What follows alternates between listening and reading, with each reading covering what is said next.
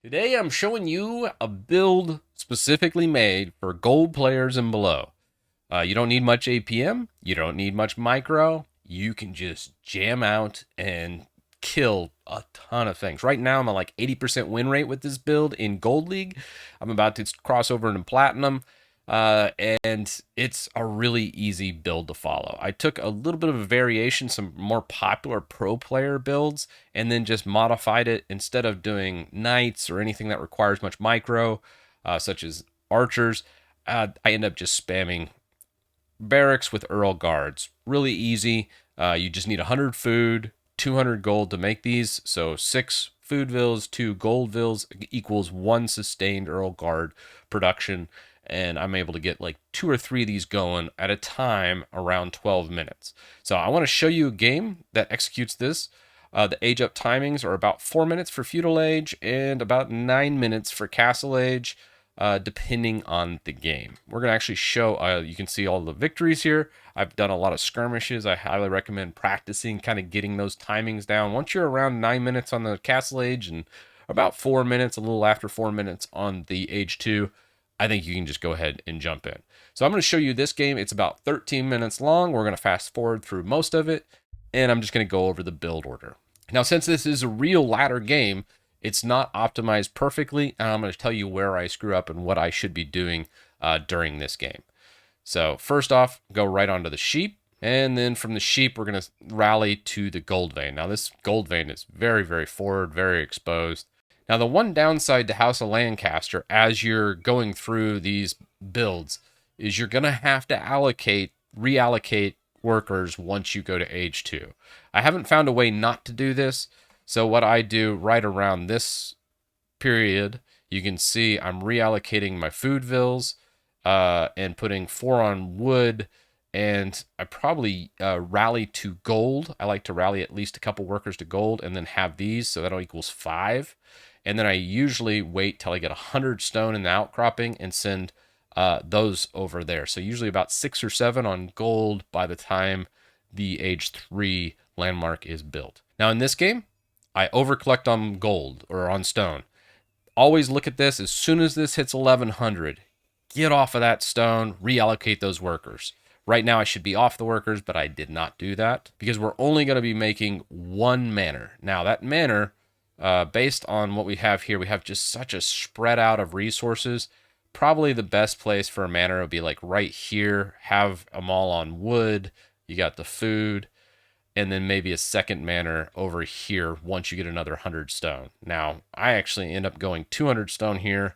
So maybe you could say this is actually not a misplay as long as I take my workers off of there. And I did at 200. So I'm thinking 1 manor out here, 1 manor over here. So I'll capture the food from the deer and then also all the workers on the wood, because those passive incomes are great if you do the manor in the right spot, which it doesn't look like it did. Instead, I went for the manor for these workers. I'm not even going to get the wood because they'll be chopping wood down here, so the manor's influence won't be there. If I was on berries, that would also be in that influence, and that would be good for me. But instead, I'm just going to get, I guess, the workers that are on the sheep for a little bit until the sheep run out, and then this manor essentially doesn't do much in passive resources. So that's a misplay on my part. So here we are at 8 minutes. I'm putting down the white tower right here. This is going to prevent any raids from coming through this side of things. It does capture all the deer here, so I can easily collect these without fear of any kind of raid. The nice thing with the white tower is you can use it to shoot all the deer, and that way, you could actually push them in with your scout if you really care about the spread.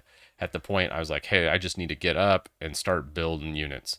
The thing is, the barracks here, I'm jamming out some Earl guards. Blacksmith, looking for iron undermesh so I can go ahead and dive. This is a bit of a new player, so I don't really run into much resistance. My spread here, pretty heavy on food just because of all the deer. Probably should put a little bit more on wood, probably about 6 on wood, take some off the food resource here, because I need to get more barracks down so then I can actually send out the Earl Guard. So a little bit misplay here. Also, going a little heavier on wood would be good at this stage because I'm floating some food, and I could get down another manor. A manor over here would be fantastic, especially I could capture all these workers. Instead, this is only getting 34, 27, just almost no resources per minute because there's no workers in its influence. So this is a terrible placement of a manor. But even still, like if we slow this down, this game's literally about to end. All I'm doing is taking this, queuing up Earl guards, sending them across the map, and they're able to come over here, and they can't even kill them because I already have Iron Undermesh, and they're just so tanky. I can just go through, kill so many workers. I already got 14 kills on him. There's just no way this game's already over at 12 minutes. So very powerful for a passive player like this. Let me show you one more game. This one is against an English player, and we're going to see some early aggression on flank woods. Here we go. We're about to drop down our split. We take those off of gold, build up the Abbey around 2 minutes. This should be done about midway through 4 minutes. Drop off my sheep. And again, we're just reallocating more. Went a little heavier on wood this game, which is good because we're going to need that wood specifically for a manor. Like a manor right here would be great. A manor over here would be great as well because I could capture all these workers. You want your manors where all the workers are. One miss macro here. Again, I probably don't get off the stone outcropping in time. Let's see. Again, this is a great build because I am not perfect. I still have so much optimization to do, but I'm still winning almost all my games. And you can see he's even raiding me, even getting a couple worker kills here. And I'm having to switch my resources and rotate around. He just got 3 worker kills at 6 minutes. And I'm like, okay, I'm just going to go under my TC. He probably should rotate around, get my guys off the berries. Frankly, I shouldn't even be on berries. They should all be down here.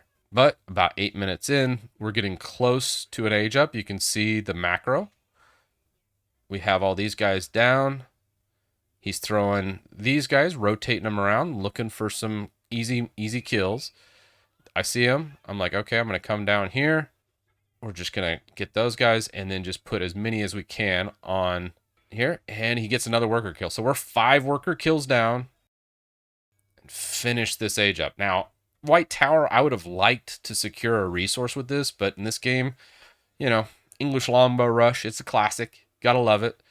He probably should have rotated around and picked off me on the gold.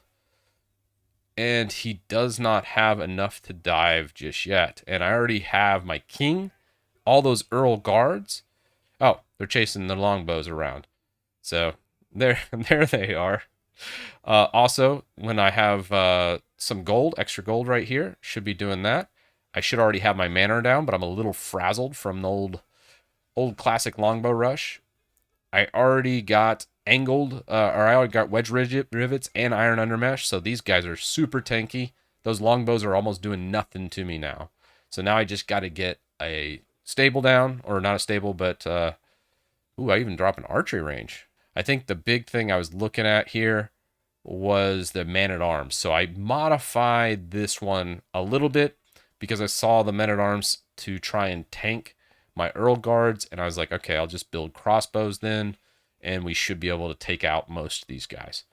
I think he comes with some knights too, and you got to mix in a couple spears if that's your thing. If you look, we have 1 barracks, 1 archery range. Barracks is right here. And we're just going to try and siege this down. We don't quite have the force yet, so I'm just trying to bait him back under TC fire for now. So a little bit of a song and dance here, but finally got him to dive a little bit, and then he was like, oh, that was a bad idea. And it took out enough of the men-at-arms. I'm like, okay, I think I can get him now. And then he's like, oh, crap. I can't bring all these vills up. I didn't even see the vills. If I did, that would have easily been game. He would have surrendered if I would have got all those guys. In the meantime, you can see I'm spamming Earl guards, but also I need to mix in a couple crossbows as well.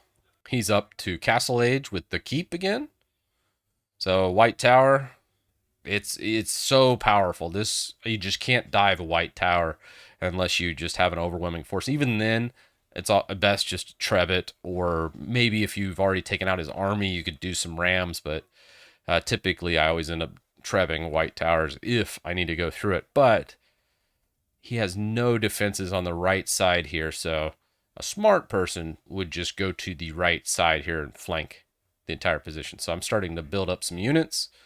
Comp is about half crossbows, half Earl guards.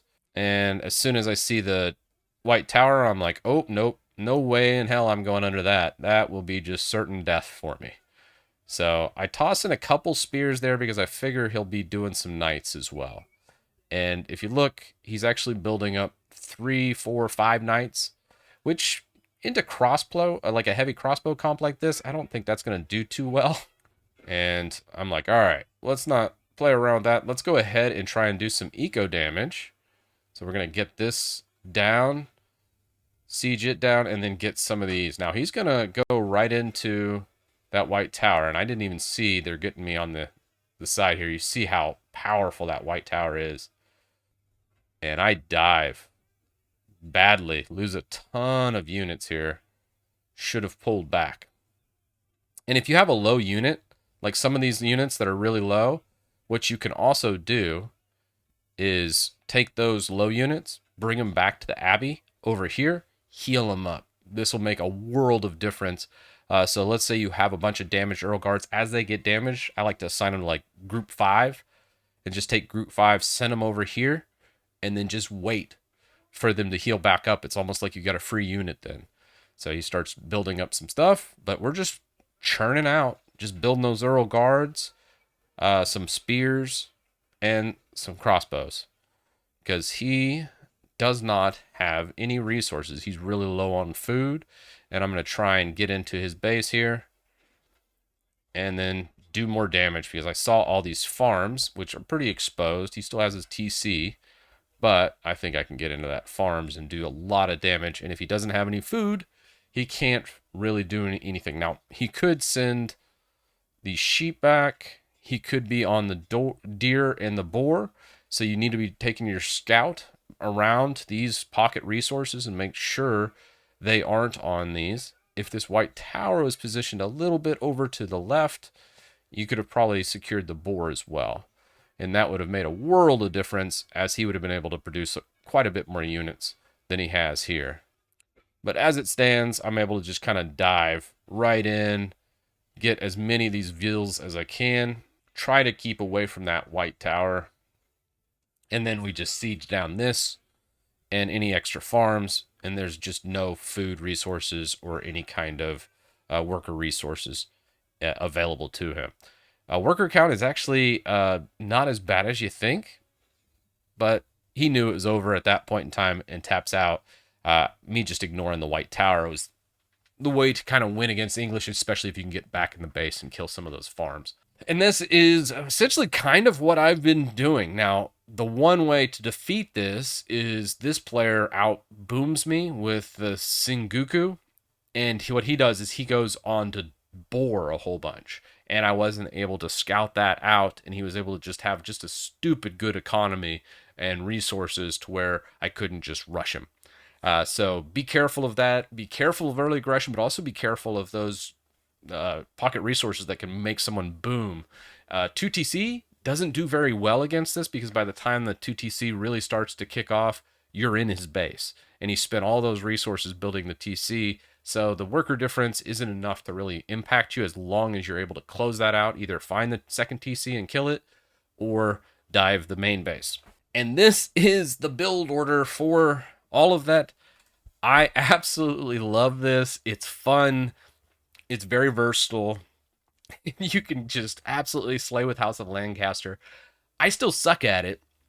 And I think I'm going to keep rolling with it until maybe Plat. And then I'm probably going to switch to Japanese and try some old classics. Right now, I'm really enjoying playing House of Lancaster, Japanese, and then also probably mixing in some Macedonia.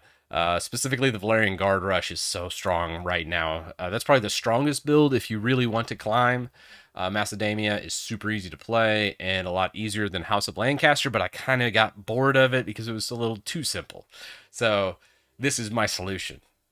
Anyways, let me know what you think down in the comments, and I'll see you in the next one.